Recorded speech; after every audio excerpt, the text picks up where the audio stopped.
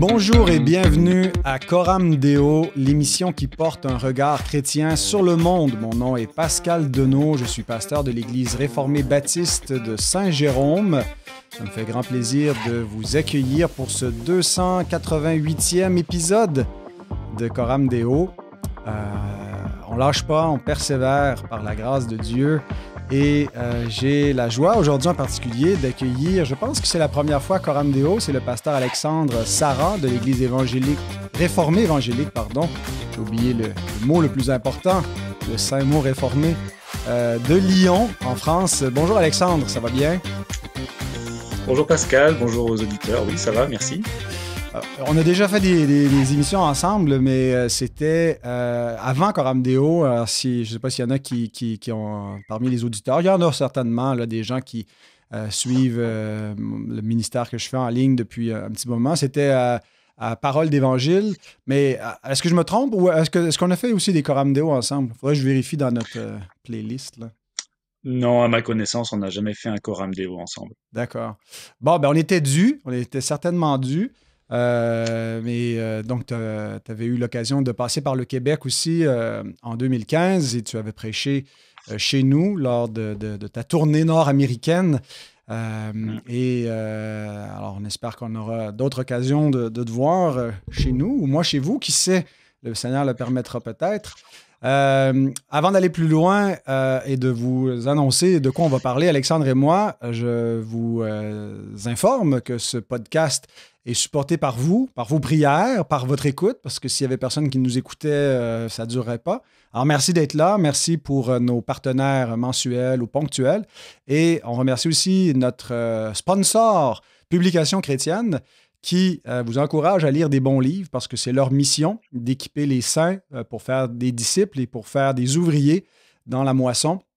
Et cette semaine, Publication chrétienne vous recommande ce livre ici, « Fais-moi voir ta gloire ». Saisir la splendeur majestueuse de Dieu de Stephen Lawson. Je vous en dis pas plus, je vous en reparlerai la semaine prochaine. Je vous donnerai un petit peu plus d'informations sur ce livre-là. C'est un peu une théologie, un livre qui parle des attributs divins, mais je vous en reparle la semaine prochaine parce que, en fait, aujourd'hui, on parle d'un autre livre qui n'est pas encore publié, mais Dieu voulant qu'il le sera bientôt, avec Publication chrétienne également. C'est un livre que Alexandre a écrit et que j'ai eu le privilège de lire avant sa sortie, que j'ai beaucoup apprécié. Un livre sur le livre de Job. Alors, est-ce que tu peux nous en dire un petit peu sur l'origine de ce livre, son titre exact? Je ne sais pas si le titre a été choisi et puis quand est-ce que ça devrait paraître, Alexandre? Oui, merci Pascal. Écoute, c'est un livre qui est le résultat d'une année de prédication sur le livre de Job en 2020-2021, pendant la période de la pandémie. Mm-hmm. Et à l'issue de cette série qui a couvert l'ensemble du livre de Job, c'est vrai que plusieurs m'ont suggéré de publier ces prédications sous la forme d'un livre. Donc tout simplement, ce livre va reprendre en grande partie les transcriptions de mes prédications adaptées à un format de lecture. Et ce sera publié effectivement chez Publication chrétienne, en principe au mois de mars 2024, donc Oh, dans un an. on est en avance. Et ouais, c'est ça. Le titre n'est pas encore définitif, donc je sais pas ce que ce sera, mais voilà, oui. D'accord. Donc, en attendant, si les gens veulent se mettre l'eau à la bouche, ils ne peuvent pas le lire, mais ils peuvent peut-être écouter les sermons, j'imagine, qui sont disponibles en ligne. Bien sûr, ouais, l'ensemble de la série sous forme audio est sur le site de notre église. Ouais. Super. Excellent. Et puis, est-ce que toi, t'écris tes sermons ou tu parlais de transcription, c'est quelqu'un ou toi-même qui a réécrit après coup? Non, mes sermons sont habituellement des manuscrits assez complets, plutôt rédigés. Donc le travail de mise en forme a été minime. Ça n'a pas été grand-chose, juste d'adapter un format de lecture. Ça a été de reprendre mes notes finalement et de changer les formulations tout Hmm. simplement. Mais ça, voilà, c'est pas quelqu'un qui l'a fait pour moi. Excellent. Ben écoute, j'en ai déjà parlé même dans le cadre de Coram Deo parce que pendant que je lisais le livre, on projetait t'inviter. Puis bon, je pensais que ça allait sortir avant mars 2024. Mais c'est correct, c'est dans la providence de Dieu, comme le sort de Job d'ailleurs. J'ai vraiment aimé ce livre-là, j'en ai bénéficié, j'ai été édifié. En fait, je l'ai lu dans mes dévotions personnelles le matin. Donc, en étudiant le livre de Job, je cherchais une dévotion. Et puis, c'est là où tu m'as demandé si je pouvais faire une recommandation. Alors, j'ai pris le temps vraiment de le lire en profondeur. Alors, aujourd'hui, on va parler du livre de Job. On va parler de différentes questions qui sont liées à l'interprétation du livre, à des problèmes éthiques ou théologiques qui viennent avec ce récit qui nous touche parce que ça évoque toute la souffrance dans la vie des saints et de la bonté de Dieu dans le cadre de cette souffrance-là. Peut-être pour commencer, tu pourrais nous parler des différentes interprétations ou différentes approches qui peuvent exister dans le monde chrétien vis-à-vis du livre de Job, que ce soit des approches anciennes, je ne sais pas si tu as survolé ça, ou plus récentes, là, mais quelles sont les différentes façons d'aborder ce livre? Oui, alors c'est vrai que je suis pas un grand spécialiste de l'Ancien Testament, mais en étudiant le livre de Job, j'ai pu m'apercevoir que les commentateurs se concentraient sur différents aspects du livre. J'ai remarqué par exemple que certains se concentraient sur le fait que le livre de Job se présentait par moments comme un procès, Mhm. et donc on a les éléments d'un procès, quelqu'un qui accuse, quelqu'un qui défend, des avocats. En l'occurrence, Job, c'est celui qui intenterait un procès à Dieu. Les pseudo-amis de Job interviennent pour prendre la défense de Dieu, alors que Dieu n'a rien demandé, mais ils se présentent un peu, eux, comme les avocats de Dieu. À l'issue de leurs échanges, les amis de Job n'ont plus rien à dire, donc on dirait que Job a gagné son procès. Simplement, ensuite, il y a Elihu qui intervient, qui lui aussi va prendre la défense de Dieu. Finalement, Dieu lui-même prend la parole, et c'est Job qui retire sa plainte. Donc ça, c'est une manière de considérer le livre de Job. Il y en a d'autres qui se sont concentrés plus sur l'aspect polémique. On a vraiment des dialogues polémiques qui correspondraient à une forme de littérature qu'on trouve dans le Proche-Orient, ou dans le Proche-Orient ancien, où des sages confrontent leurs points de vue, mais vraiment avec virulence. Et donc on retrouve ça, bien sûr, dans le livre de Job. Ça serait une approche un peu plus philosophique. Pour ma part, j'ai pris le livre de Job comme un conte, mais qui raconte une histoire vraie, mais avec un aspect quand même très poétique. Donc, ça a été, je sais pas si ça se dit, poétisé, en tout cas pour raconter cette histoire. Et puis, je me suis concentré vraiment sur la problématique qui me semble essentielle dans ce livre, qui est évidemment l'existence de la souffrance dans l'expérience que nous faisons de la nature humaine. Mhm. La souffrance qui paraît bien souvent gratuite ou arbitraire, et avec ces deux questions en fait qui sous-tendent tout le livre de Job. Premièrement, pourquoi? Et deuxièmement, jusqu'à quand? Donc on Mhm. a cette quête existentielle, et je pense que vraiment tous les lecteurs peuvent s'y retrouver, cette quête existentielle à la fois d'une explication et d'une consolation. Et vraiment Mhm. ça, c'est ce qui sous-tend le livre de Job, à mon avis. Ben, on pourra certainement y revenir quand on va finalement voir un peu le télos du livre, ultimement, de nous présenter l'Évangile, mais avant sa pleine Mm. révélation en Christ, mais où déjà on a des petites illuminations ou présentations, des avant-goûts, des préfigurations et des révélations plus explicites de la grâce de l'Évangile en Christ Mm. dans ce livre. Et c'est vraiment une des choses que j'ai appréciées de l'ouvrage. Mais on y reviendra. Mais une des questions, moi, quand je lis le livre de Job, qui me rend un peu perplexe, c'est que, bon, partout, il clame son innocence. Et d'une certaine façon, oui, il est innocent. Hein, et contrairement à, à ce que ses amis, entre guillemets, clament, là, que finalement, il lui arrive ce qu'il mérite, qu'il n'a pas nécessairement mérité comme tel ce qui lui arrive, mais en même temps, que Job prétend être un juste, l'Écriture nous dit aussi qu'il n'y a point de juste. Elle nous dit que le pécheur mérite un sort qui est pire que celui que Job reçoit dans sa vie. Donc, il mérite des souffrances qui ne sont pas temporelles, mais éternelles. Alors, comment est-ce qu'on doit comprendre qu'il ne mérite pas ce qui lui arrive et qui fait un plaidoyer d'innocence qui est recevable jusqu'à un certain point, puis qu'en même temps, il mérite bien pire que ce qui lui arrive et qu'il ne peut pas se prétendre être un juste?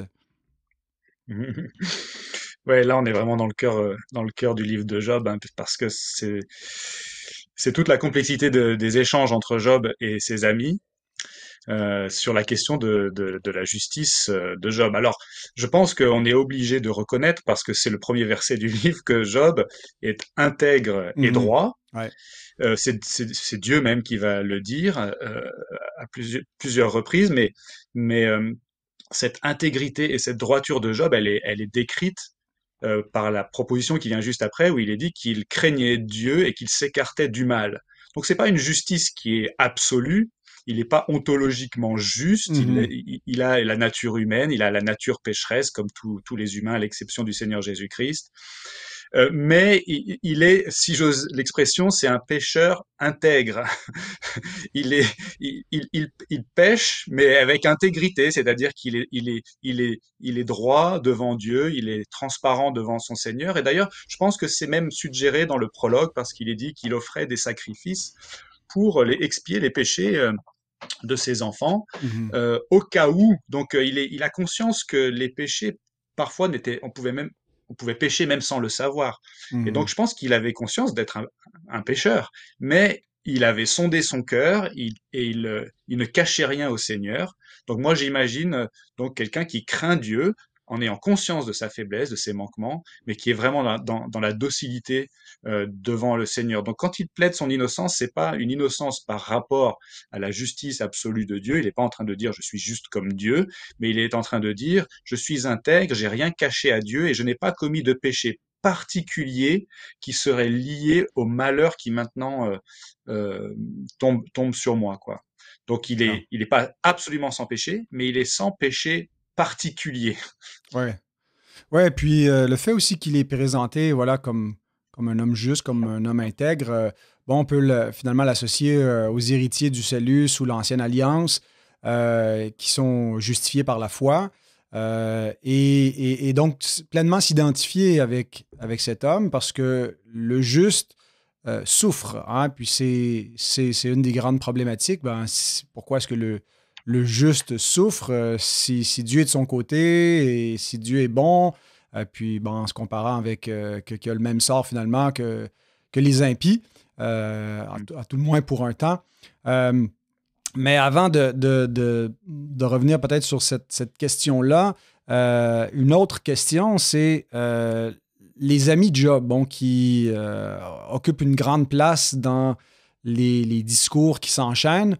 Je ne vais pas comparer là, la part, mais on est au moins dans presque un tiers du livre là, où c'est des discours des amis qui, à la fin du livre, sont rabroués par Dieu. Ils ne semblent pas approuver leur discours, mais par ailleurs, l'Écriture occasionnellement va citer, je pense entre autres à l'apôtre Paul dans 1 Corinthiens 3, 19, où il cite le livre de Job en disant que Dieu prend les sages dans leur ruse, et c'est une partie d'un des discours, je ne sais plus c'est lequel des trois, là, je ne l'ai pas relevé, qui est cité par l'apôtre Paul comme étant parole de Dieu.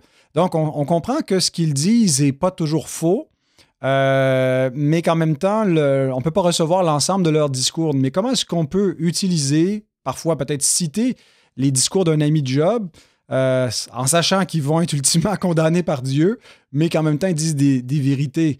Euh, qu'est-ce que tu en penses? Ouais, ça c'est une question complexe.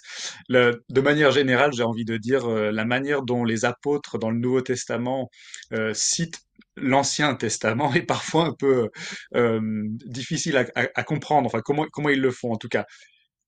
Cela dit, concernant les amis de Job, euh, il faut, encore une fois, ce qui est certain, c'est que la thèse générale des amis de Job est fausse, c'est-à-dire leur Mhm. interprétation des souffrances de Job, elle est fausse. Eux considèrent que Job souffre parce qu'il a fait quelque chose pour le mériter.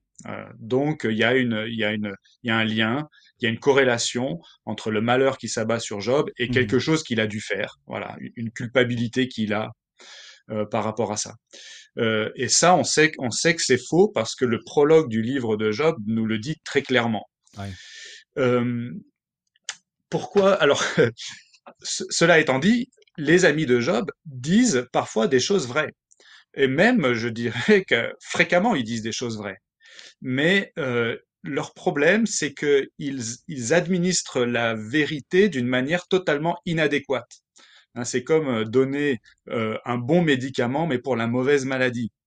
Et Mhm. ça peut avoir des répercussions très, très graves. Et je pense que dans une de mes prédications, j'avais pris cet exemple. Imaginez que vous rencontrez un chrétien nigérian qui a vu sa femme et ses enfants se faire tuer sous ses yeux par des terroristes islamistes, et puis que vous lui disiez à ce frère nigérian, oh ben écoute, il est écrit dans les proverbes, aucune calamité n'arrive au juste, mais les méchants sont comblés de maux. Bah, c'est vrai, c'est dans la parole de Dieu, mais c'est totalement inapproprié dans la situation de Mhm. cette personne. Donc c'est un bon médicament, mais administré pour la Mhm. mauvaise maladie. Et qui est la parole de Dieu Euh, qui plus est. oui, oui, oui.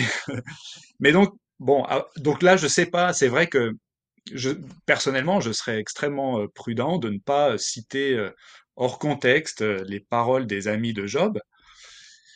Après, je trouve que la manière dont Paul cite, en l'occurrence dans 1 Corinthiens 3, la parole d'Éliphaz, c'est le premier à prendre la parole des trois amis de Job. Je trouve que c'est assez ironique en fait parce qu'il dit, euh, il cite Éliphaz qui dit que Dieu prend les sages dans leur fourberie. Et en fait, Éliphaz c'est celui qui se prétendait le plus sage des trois amis de Job. Et Mhm. donc il y a presque une ironie Ouais, là. ouais, ouais. Je sais pas si elle est volontaire chez Paul, mais je trouve ça très intéressant. Ouais, c'est intéressant de le souligner. Puis peut-être faire aussi un parallèle avec le fait qu'on est dans une culture parfois où ce que le monde dit est pas toujours complètement faux, Hmm. mais que l'application de certaines vérités devient fausse ultimement. Est-ce qu'il y a un parallèle à faire finalement entre les vérités qu'on observe dans le monde, que ce soit le monde scientifique, le monde académique, dans différentes sphères des sciences humaines ou des sciences pures ou dures, comme vous dites, et ce que font les amis de Job, où finalement ce sont de bons médicaments, mais mal administrés, mal utilisés. Ouais, je pense que c'est légitime de faire ce parallèle, ouais, tout à fait. Ouais. Hmm. D'accord. Alors, Hmm. un des réticences, je ne sais pas si on peut appeler ça une réticence, mais des hésitations que j'ai à plonger dans le livre de Job pour l'exposer comme tu as fait, pour le prêcher, c'est qu'en le lisant peut-être superficiellement, j'ai l'impression qu'on est dans un livre où il y a beaucoup de répétitions, où pendant presque 30 chapitres, on va redire sans cesse la même chose.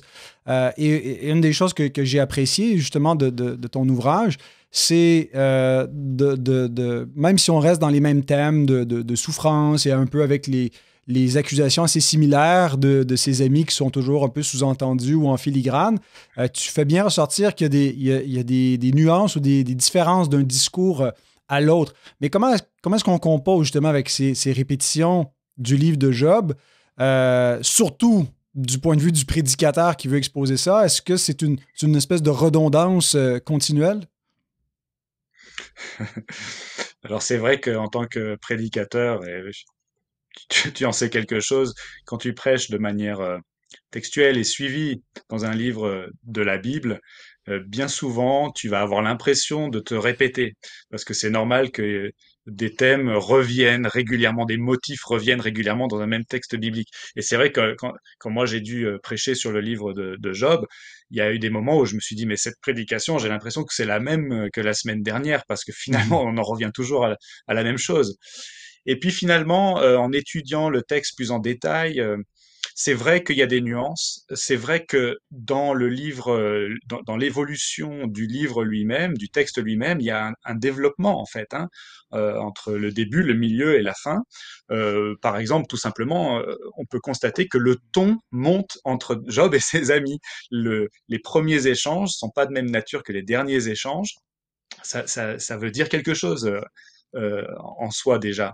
Et puis, au fil des échanges, il y a toutes sortes de thèmes différents qui sont plus ou moins mis en valeur, plus ou moins développés, comme la question de la rétribution, les motivations de nos actions, les péchés cachés, la question de l'orgueil, la perception qu'on a Mhm. du malheur autour de nous ou dans notre propre vie, où chercher la sagesse, où chercher la vérité. Ça, c'est un grand sujet dans les échanges entre Job et ses amis. La question de l'amour de Dieu est soulevée, la question du désespoir, le sens de la vie, la culpabilité, enfin, tous ces états d'âme aussi propres à notre condition humaine sont développés de manière différente au fil du texte. Donc en fait, quand on commence à regarder un peu le texte dans le détail, ça devient Ouais. pour le coup plus passionnant et il y a une vraie diversité finalement dans les sujets abordés. Ouais, et ce que j'ai trouvé utile et édifiant, c'est que tantôt on se voit dans la peau de Job, celui qui souffre, qui est incompris, mais aussi par moments dans les amis de Job, qui sont ceux qui sont vite sur les jugements un peu superficiels, les interprétations de la providence de Dieu et qui se gourrent. Donc, est-ce que on fait l'erreur finalement de manquer de compassion ou est-ce qu'on en est victime? Alors, c'est intéressant finalement de regarder ces différents angles. Il y a un autre personnage qui apparaît en cours de récit, c'est Elihu, qui donc, lui, vient aussi, il semble être un personnage silencieux tout au long du livre, il semble être là pendant les discours des trois premiers amis. Mais l'Écriture ne nous donne pas un verdict explicite sur ses discours à lui qui viennent clore un petit peu avant que Dieu parle. C'est Elihu. Et puis Job ne lui répond pas comme il se défend vis-à-vis de ses amis. Alors on se demande est-ce que c'est une approbation tacite de la part de Job et implicitement du livre de Job pour nous dire que Elihu serait la clé. C'est lui qui a la bonne interprétation, qui condamne pas Job comme les autres ou de la même façon unilatéralement, mais en même temps vient pas l'approuver totalement non plus. Alors qu'est-ce qu'on fait d'Elihu? Ouais. Alors Elihu, effectivement, c'est déjà un personnage mystérieux parce qu'il intervient un peu par surprise. On s'y attend pas hein, quand on lit le texte du début parce qu'on sait pas qu'il est là. On découvre qu'il est là en cours de route. Mhm. Mais effectivement, il a une place très très importante à mon avis. Et la manière dont on va interpréter son rôle va avoir des répercussions importantes, je pense, dans la manière dont on va interpréter l'ensemble du livre de Job et la moralité, si j'ose dire, Mhm. de l'histoire. Alors, personnellement, j'ai acquis la conviction que Elihu était un prophète de l'Éternel, et qu'il n'était pas comme les autres amis de Job. Mais c'est très débattu, hein, parmi les commentaires que j'ai consultés, il y en a qui disent même que Elihu c'est le pire, Ah oui. le pire de tous. Euh, Sûrement des je libéraux crois qui que disent ça, là. non. Je pense que Jules Marcel Nicole Ah oui, OK. dans son commentaire sur Job n'est pas tendre OK. envers Elihu. D'accord. En revanche, Calvin lui a une vision très positive d'Elihu. Euh, et bon, moi je pense qu'Elihu, alors je peux expliquer pourquoi je pense qu'Elihu est à prendre positivement et sa contribution est à recevoir positivement dans le texte. D'abord, Dieu lui-même ne condamne pas Elihu, mais il condamne Ouais. les trois autres amis à la fin du livre. Ça, c'est déjà significatif. Ensuite, Job, tu l'as dit, ne répond pas à Elihu, donc il est silencieux après les prises de parole d'Elihu, et Elihu prend la parole 4 fois, et à aucun moment Job n'intervient, ne conteste ou ne répond. Et je pense que de la même façon que les trois premiers amis se sont tus après les réponses de Job, et ça a un petit peu, ça a justifié Job quelque part. Ils n'avaient plus rien à dire, donc ils se sont tus. De la même façon, Job n'a plus rien à répondre à Elihu, donc ça justifierait aussi Elihu, en tout cas juste dans la forme littéraire. Euh, Elihu, il a aussi une place dans le texte qui est très intéressante, puisqu'il intervient après le dernier discours de Job. Le texte, le narrateur dit même fin des paroles de Job. Et ensuite, Elihu prend la parole. Et juste après Elihu, c'est Dieu. Mhm. Et donc, on a cette place qui est un petit peu celle du médiateur entre Job et Ouais. l'Éternel. Et c'est justement ce que Job avait désiré à un moment donné dans ses prises de parole. Il avait désiré qu'il y ait un arbitre entre lui et Dieu. Et on va y revenir, je pense, tout à l'heure à cette question. Donc ça aussi, ça met Elihu dans un rôle qui est a priori positif. Euh, Quand on regarde attentivement ce que dit Elihu, euh, il prend la défense de l'honneur de Dieu et il cherche pas explicitement à expliquer les malheurs de Job comme l'ont fait les trois autres. Donc il a une perspective qui est résolument centrée sur Dieu, qui est vraiment théologique, bien plus théologique que les autres, et moins centrée sur l'homme et l'expérience humaine, que ce soit la justice de l'homme ou la culpabilité de l'homme. Et ça, je trouve que c'est très intéressant. Et d'ailleurs, quand Dieu prendra la parole après Elihu, il va aller dans le même sens Ouais. qu'Elihu finalement. Euh, je pense aussi qu'on a des indices dans le texte qui montrent que Elihu, il est assez gentil et prévenant envers Job. Ça n'apparaît pas forcément, ça va dépendre un petit peu des a priori qu'on a au moment où on lit ces interventions, mais je pense qu'il y a quand même des indices textuels qui montrent il est plein de bienveillance envers Job. Mhm. Elihu se présente lui-même comme un prophète inspiré par le Saint-Esprit, hein. Il dit qu'il est comme une outre prête à éclater et qu'il est pressé par le Saint-Esprit qui lui-même lui donne la sagesse en dépit de son jeune âge. Et d'ailleurs, il est jeune, un peu comme Jérémie ou d'autres prophètes qui étaient un peu des personnages improbables, mais que Dieu a voulu utiliser. Et puis enfin, le nom Elihu, qui signifie Il est mon Dieu. Euh, c'est un détail, mais qui a peut-être son importance aussi. Donc, Elihu serait un peu finalement la clé, ou en tout cas une des clés pour bien comprendre. On doit se fier à ces réponses et les recevoir comme étant justes là, moralement et dans la teneur du propos, là. Je pense que oui. La difficulté, c'est que il reprend Job quand même. Hein, il dit pas, enfin, Mhm. il défend pas Job. Hein, il le reprend. Euh, mais je pense il le reprend parce que Job, dans son malheur, a commencé à déraper. Ouais, Il a commencé à émettre des doutes, des questions sur Dieu, sans blasphémer. Je pense pas que Job ait blasphémé. Je pense pas que Job ait maudit Dieu, comme l'y incitait sa femme au début. mhm. Mais Éliou intervient euh, pour admonester Job, et je pense que voilà, Ouais, quand on regarde ce qu'il dit, on comprend pourquoi. ouais. Ben, il le reprend et ensuite il se repent, mais c'est une fois que Dieu lui parle. Et donc, Dieu qui est finalement l'ultime personnage à intervenir, et tu le dis, tu le vois un peu dans une trajectoire en continu avec les discours d'Éliou. Mais quand on lit la réponse de Dieu, ben, par moment, on peut se gratter la tête un petit peu là, pour ceux qui attendent finalement des grandes explications philosophiques au problème du mal et de la souffrance du juste. Donc Dieu lui répond par entre autres, deux animaux un peu énigmatiques, le béhémoth, le léviathan.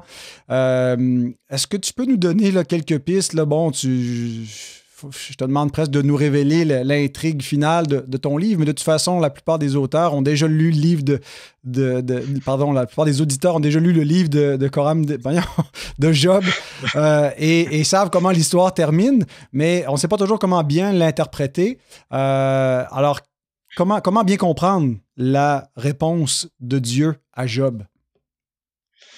Ouais, c'est une des choses fascinantes dans le livre de Job, hein. Je le disais au début, les deux grandes questions, c'est pourquoi et jusqu'à quand. Et à la fin, Dieu ne répond pas à ces deux questions. Il dit pas pourquoi, il dit pas jusqu'à quand. Mhm, Mais par contre, l'essentiel de sa réponse tend à montrer qu'il y a une explication. Il la donne pas, mais il dit qu'il y a une explication. mhm, Et il ne donne pas tout de suite la consolation, mais il dit qu'il y aura une consolation. Et en fait, et c'est l'épilogue en fait qui nous aidera à voir tout ça un peu mieux, mais en tout cas dans la réponse orale de Dieu, quand il prend la parole à la fin enfin après la prise de parole d'Éliou, essentiellement ce que Dieu va vouloir montrer à Job, c'est c'est que lui, Dieu, est souverain, juste et sage, qu'il est souverain, juste et sage, et pour ça, il va lui montrer notamment deux animaux. Donc les deux animaux sont dans la seconde prise de parole de Dieu. Mhm. Dans la première, il va plutôt lui montrer qu'il a parfaitement ordonné le monde Ouais. et qu'il gouverne le monde avec sagesse, et donc que Job n'est pas bien placé pour juger Dieu. Mais ensuite, dans la seconde réponse, effectivement, il va lui parler du Béhémoth et du Léviathan. Alors, bon, voilà, c'est un peu mystérieux, hein, la traduction à la colombe traduit le Behemoth par je crois que c'est l'hippopotame. Ouais. Euh, Calvin, il propose l'éléphant. La seconde 21 propose l'animal par excellence pour le Behemoth, ce que je trouve pas mal parce qu'en fait, ce que Dieu est en train de montrer à Job, c'est un exemple de sa puissance déployée dans sa création. Il veut lui montrer tout simplement que sa création à lui dépasse Job. Job n'est Mhm. même pas capable de comprendre la création de Dieu. Ouais. Et il lui montre cet animal par excellence, hein, qui est impressionnant. Donc je pense que c'est un animal que Job pouvait voir, qu'il pouvait observer. Mais ensuite, il y a une surenchère parce qu'il lui parle ensuite, après le Behemoth, animal par excellence, il lui parle de quelque chose de pire encore, à savoir le Léviathan. Et là, c'est la créature la plus effroyable qui soit. Et je pense que si on rapporte le Léviathan à d'autres textes de l'Ancien Testament et même à, à la mythologie du Proche-Orient ancien, on peut voir derrière le Léviathan en fait une personnification ou une incarnation de la puissance du mal. Et en fait, le Léviathan, c'est le diable, hein, Ouais. c'est le serpent.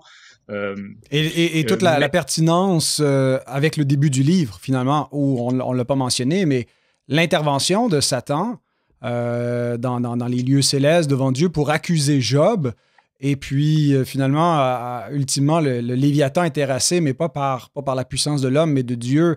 À la ouais, fin, l'homme n'y peut rien. Donc, tu fais ce parallèle entre le début et la fin pour bien comprendre le rôle du Léviathan, mais aussi du diable et de l'impact de tout ça dans l'interprétation des souffrances de Job. ouais, tout à fait, ouais.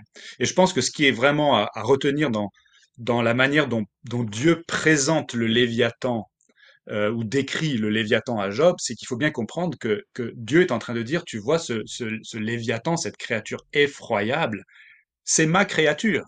C'est, c'est ma créature. Personne ne peut dompter le Léviathan, mais moi, Dieu, je suis son créateur et moi, je le dompte comme je veux. J'en Hmm. fais ce que je veux.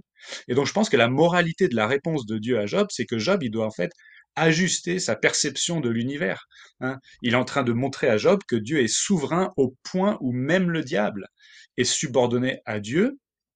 Il lui rappelle que Dieu est juste, d'ailleurs Eliou l'a souligné aussi, et qu'il est parfaitement sage. Donc si on associe ces trois choses, Dieu est pleinement souverain, pleinement juste, pleinement sage, alors c'est ça en fait qui doit constituer la réponse, enfin pas la réponse, mais peut-être le remède pour Job. Et c'est s'il était pleinement convaincu de ces réalités-là, il aurait peut-être un peu plus la paix, il serait rassuré face à ses souffrances. Si Dieu est vraiment souverain, juste et sage, eh bien si moi je ne sais pas pourquoi je souffre ni quand est-ce que ça va s'arrêter, au moins je peux faire confiance à Dieu Hmm. qui gouverne l'univers, qu'il a lui-même parfaitement ordonné. Amen. Euh, on l'a mentionné un peu en introduction dans les différentes approches, mais tu prends clairement une approche christologique. Hein, un rabbin pourrait pas finalement faire une recommandation de ton livre ultimement parce que c'est pas simplement Dieu de façon générique ou générale qui est mis de l'avant, mais c'est spécifiquement dans l'alliance de rédemption avec cette espérance même de Job où il espère la venue d'un rédempteur, de quelqu'un qui peut être un médiateur entre lui et Dieu. Et pour toi, finalement, c'est vraiment une révélation de Christ dans le livre de Job. Alors comment, finalement, ce livre nous parle et met de l'avant Jésus-Christ? Et je pense que fondamentalement, le livre de Job nous conduit à Christ, nous fait désirer Christ de plusieurs manières. D'abord, parce que le livre de Job nous fournit une description vraiment réaliste de notre état déchu, hein, de notre monde déchu.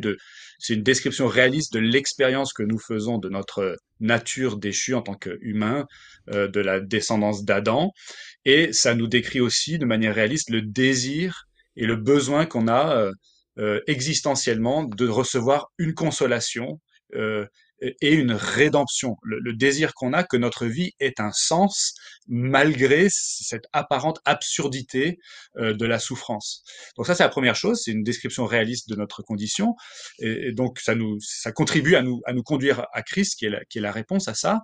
Le livre de Job affirme aussi qu'il y a une dimension spirituelle à nos souffrances. Donc, le livre de Job nous montre qu'il y a un diable, euh, un adversaire dans le monde spirituel.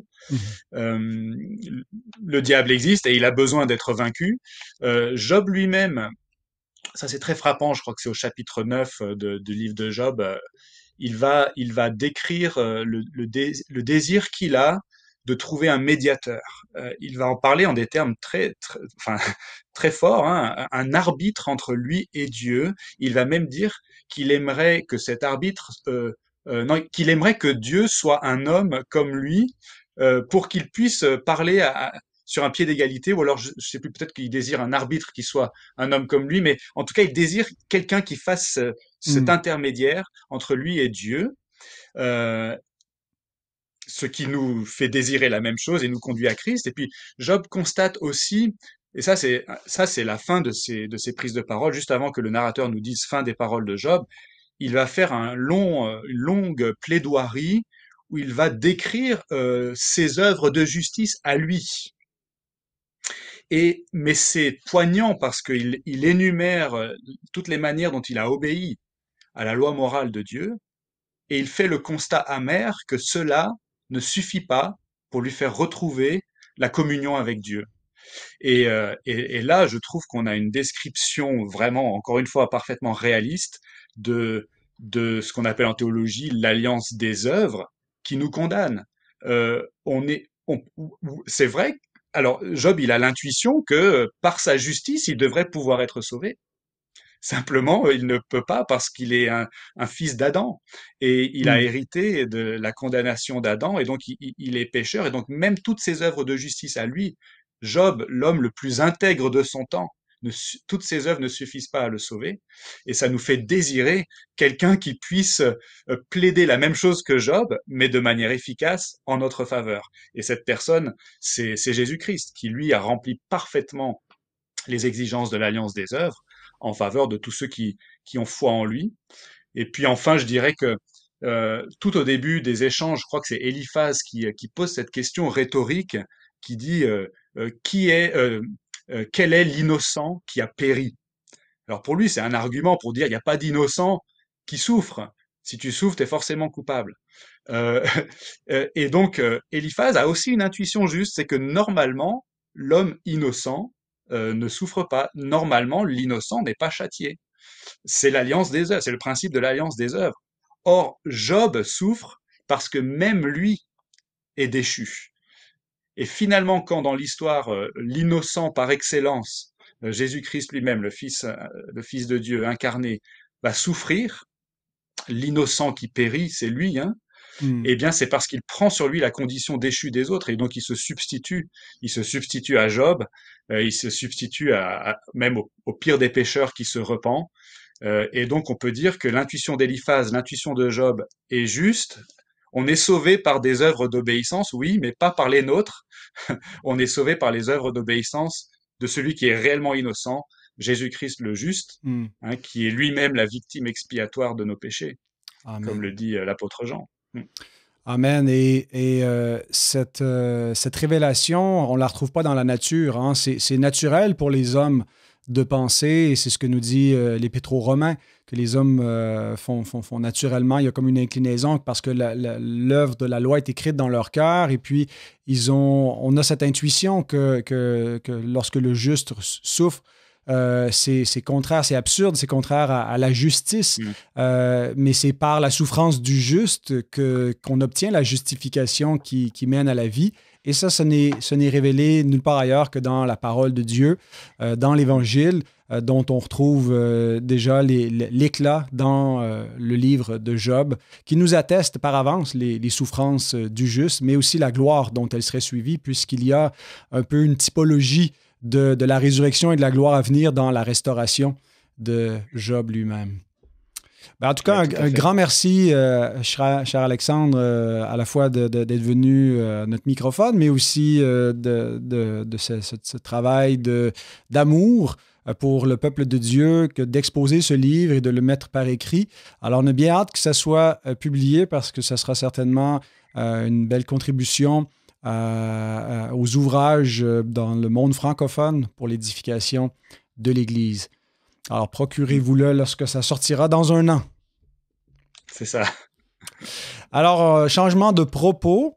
Si le Seigneur le permet, ben, je devrais me retrouver chez vous à Lyon en mai, mon cher Alexandre, autour du 7 mai. C'est bien Euh, ça. voilà, donc c'est après 8 ans après ta visite, 8 ans ou 9 ans, 8 ans, je pense bien, à Saint-Jérôme. Ben c'est l'évêque de Saint-Jérôme qui s'en va visiter l'évêque de Lyon. Alors, C'est ça ça, ouais. sera un plaisir. J'aurai le privilège de me retrouver en France. Là, je vous dis pas trop tout de suite pourquoi, parce qu'on va faire une émission sur le sujet, mais Alexandre a eu la gentillesse de m'inviter à prêcher à son église le 7 mai prochain. Donc voilà, ça sera avec grand plaisir que j'y serai et que j'aurai l'occasion de vous revoir, toi, ta famille, et de rencontrer les bien-aimés de Lyon. Y a-t-il quelque chose d'intéressant à faire à part votre église à Lyon, ou c'est la seule chose à voir, là? Bah écoute, à Lyon, on mange très bien. Super. Et puis, si tu avais le temps, mais je pense pas que tu auras le temps, on aurait pu t'emmener voir les ossements de Saint-Irénée. Oui, voilà, c'est un Lyonnais lui-même. Tout à fait. Ah bon, ben j'aurais aimé toucher ces saintes reliques. Euh, Ouais. je crois que je doute qu'on puisse les toucher, mais c'est intéressant, hein, nous, on n'a pas un peu cette perspective, cette longévité sur l'histoire. Là, on est d'hier, mais de réaliser toute l'histoire, finalement, dans cette ville qui apparaît dans l'histoire chrétienne très, très rapidement, avec Irénée. Puis, est-ce qu'il y a d'autres saints importants de Lyon, ou ça s'est terminé avec la mort d'Irénée? Bah, on parle pas beaucoup de lui, mais il y a Saint Alexandre Ah qui oui, était un Lyonnais, qui a été martyrisé en même temps que Sainte Blandine oui, en l'an 177, je crois. d'accord. D'accord. Ben, en tout cas, ça sera avec grand plaisir si le Seigneur le permet. Euh, et donc, merci encore, et merci à vous, chers auditeurs. Je vous donne rendez-vous la semaine prochaine avec un autre pasteur, cette fois un pur laine québécois. Fait qu'on va reprendre notre gros accent québécois. En plus, il vient de Rouyn-Noranda, le pasteur Vincent Lemieux. Et on va discuter des pasteurs conférenciers. Tu sais, vous savez, les pasteurs, là, que ça leur suffit pas, leur tribune, leur pupitre, qui vont dans les conférences à droite, à gauche. Est-ce que les conférences chrétiennes, est-ce qu'il y en a trop? Est-ce que c'est une bonne chose? Quel genre de prudence est-ce qu'on devrait avoir avec ça? C'est un peu le sujet qu'on veut aborder ensemble. Alors, on vous donne rendez-vous la semaine prochaine. Merci d'avoir été des nôtres. Merci encore, Alexandre. Et on vous dit à bientôt. Rien avec joie. Au revoir.